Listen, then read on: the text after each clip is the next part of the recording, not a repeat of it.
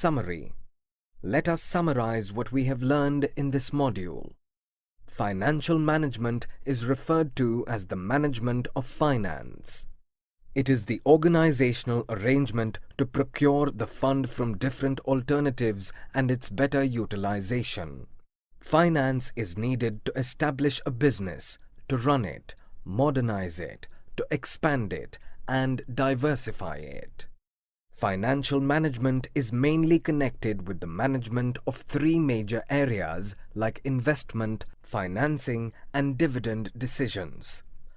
The investment decision relates to how the firm's funds are invested in different assets and earn the highest possible return for their investments. Dividend is portion of profit distributed to shareholders. A financial plan is a statement estimating the amount of capital and determining its composition.